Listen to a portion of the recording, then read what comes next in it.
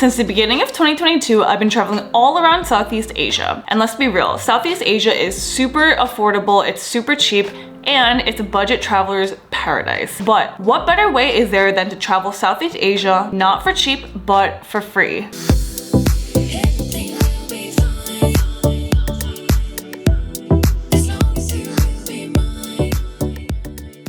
If you guys are from TikTok, hey, but if you're new to the channel, welcome. On this channel, you'll find videos on solo travel, photography, travel tips, and destination guides. Subs are welcome if you haven't done so already, and if you enjoy watching travel vlogs or watching me getting lost, then this is the channel for you. I was only traveling for 2 months before the entire world shut down, and I didn't really know what to do, where to go, and what was next. And because traveling was so limited, in 2020, I mainly traveled within the US. In a way, it was a blessing in disguise because it forced me to travel within my country. But especially during the pandemic, I took the time to really take advantage of credit cards. I was obsessed with churning credit card sign-up bonuses. Yep, that's right, paying more annual fees to get more benefits and incentives from these banks. But signing up for so many credit cards and stacking up sign-up bonuses are the reasons why I'm still able to travel and live in hotels for free till this day. Aside from a couple of hotel collaborations and a few people opening up their places for me to live abroad, I've been able to book accommodations abroad using these credit card points. Especially during the pandemic, a lot of these banks and credit card companies have been blessing us with really juicy sign-up bonuses, which don't expire, and through that, I've been able to stack up, let's just say, quite a bit of sign-up bonuses that has allowed me to travel in Southeast Asia for free. Now, I will also say too, it doesn't necessarily have to be Southeast Asia, but traveling here has been a goal of mine for years. So what does this really mean? Does this mean that you can just sign up for any credit card and these banks will just give you these incentive bonuses?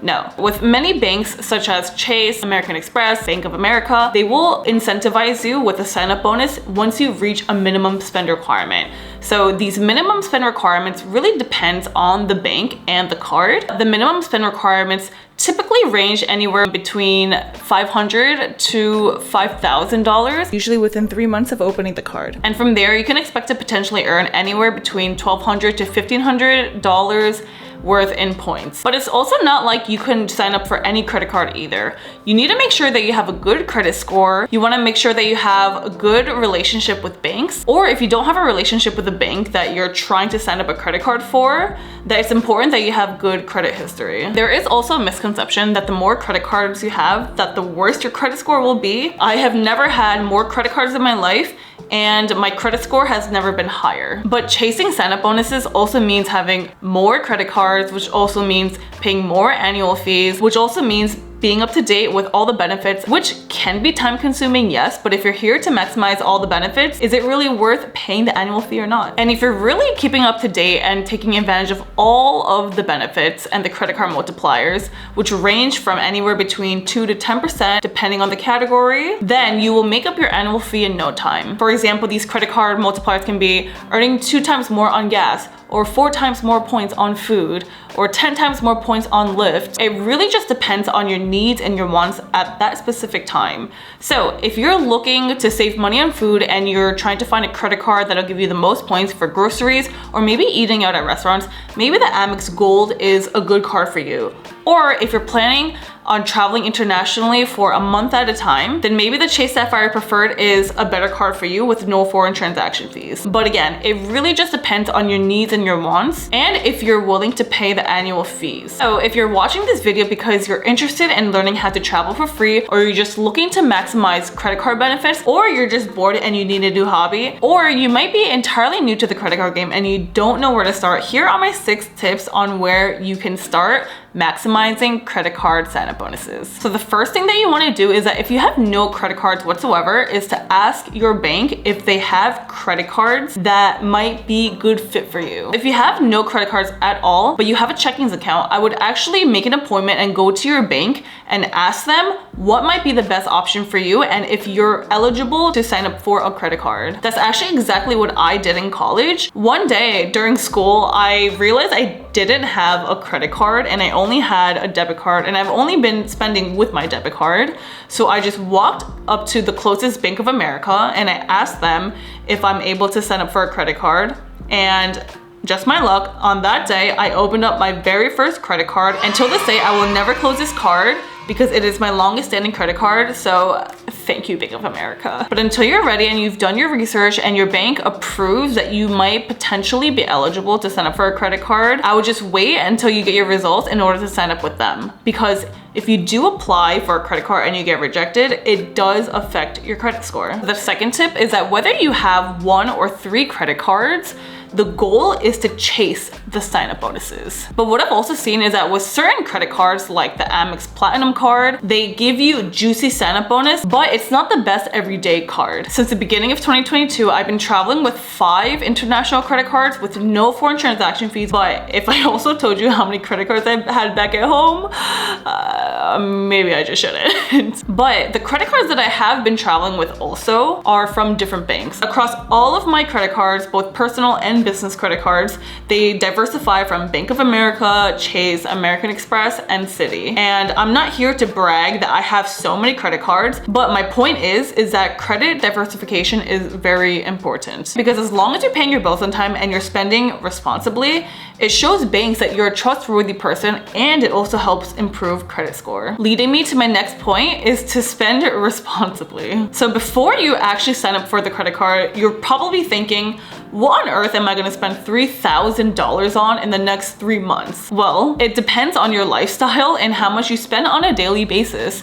So if you're eating with friends, what I usually do is that whenever the bill comes, I always ask if I could pay the bill, and then everyone just pays me back through cash, Venmo, or Zelle. And usually no one really interjects, and my friends know me for being infamous for wanting to pay the bills at all time. And through this, not only am I getting points back from my friends' meals, but a part of my meal is also being paid off from the points as well. But if eating out is not enough for you to reach minimum spend, plan when you're going to sign up for a credit card when you have a big purchase, such as a phone, a new laptop, or maybe that new Dyson vacuum that just came out. The fourth point is, oh my gosh, this car has been honking for so long. Okay, the fourth point is to organize your credit cards and benefits. So if you're an organizational freak like me, and if you want to make your life easier, I highly recommend keeping a spreadsheet of all your credit cards, when you open the card, the annual fees, the credit multipliers, and all the other incentives included in the card. I'm also recording this here in Hanoi, and someone's car has been going off for the last 15 minutes. So sorry if it's loud in the back. So my fifth point is to take advantage of all the perks and benefits offered from the credit cards. Seriously, if you're signing up for these credit cards, paying the annual fee, but not taking advantage of all the perks and benefits, why pay for the annual fee anyways? But that's why it's so important that you do your research first and you see which credit cards work best for you and which benefits align more with your goals. And also, I just want to note that just because one credit card has a ton of benefits doesn't necessarily mean that you have to take advantage of all the benefits either. For example, with my Amex Platinum card, I don't use SoulCycle, but they offer incentives through SoulCycle. But for me, I'd rather go take a walk in the park. But what I do love about the Amex Platinum card and the Gold card is that they offer Uber benefits. And I love this so much because not only will I use it on food, but I also use it going to and from the airport since I'm traveling all the time. For the Uber benefits, they only work in the US. So if you're watching this and you want to use Amex abroad, I don't recommend you even trying to use Uber benefits, but also Amex is actually not the best international card either. So, but from a lot of these credit cards that offer you those juicy sign-up bonuses, a lot of them, like the Amex Platinum card or the Chase Sapphire Preferred, they offer free applications to sign up for a global entry, TSA, pre-check, and also through my Amex Platinum card, I've also received a clear membership for free. And I am telling you guys, if you guys travel a lot, this is the best thing that you will get that'll save you so much time at an airport. When you're checking in through security, not only can you go to the TSA pre-check line, but you could also cut those people too and just go directly up to the front. Someone will help you out. They just scan your face at the kiosk and you're in. Like, I don't even have, if I'm flying it domestically in the States, I don't even have to show my license anymore, which is like so crazy. Sixth and my final tip is, drumroll please, is to pay your balances on time. Whether you're chasing sign-up bonuses or not, it is so important that you're able to pay off your balances and to avoid paying those ridiculous interest fees. Yes, I will say maybe you have that impulsive buy where you just spend more than you should have for that month. And sometimes it is easy to overspend, and it will make the banks happy if you don't pay your bills on time, but will you be happy at the end of the month? Paying off your balances not only is an ease of mind for you, but it builds trust and credibility to your banks. I mean, you want to show the banks that you're a good and you're a trustworthy cardholder member, right? So whether or not you're looking to chase sign-up bonuses for a specific trip, or you're like me and you want to buy a one-way ticket and get lost in Southeast Asia, the credit card route isn't such a bad idea. But again, just remember that if you're getting into the credit card game, that you spend responsibly, pay your balances off at all times, and you do take advantage of all the perks and benefits that the credit card companies offer for you. It's been 4 months since I've been living out here in Southeast Asia on credit card points. And again, aside from the hotel collaborations and the gracious people who have opened up their places for me, I have paid $0 worth in hotel stays. How long do I see myself traveling in Southeast Asia for? I have absolutely no idea. Only time will tell, but I'm actually really curious, which credit cards have you been looking into and why? Overall, if you're interested in signing up for any of the credit cards that I've mentioned in this video, or if you're just curious on what credit cards I have in my wallet, I'll add the link to all my credit cards in the description below. Thank you guys so much for watching this far into my video, and if you guys haven't done so already, don't forget to like, comment, subscribe onto this channel, and I will see you guys in the next. Safe and happy travels, y'all.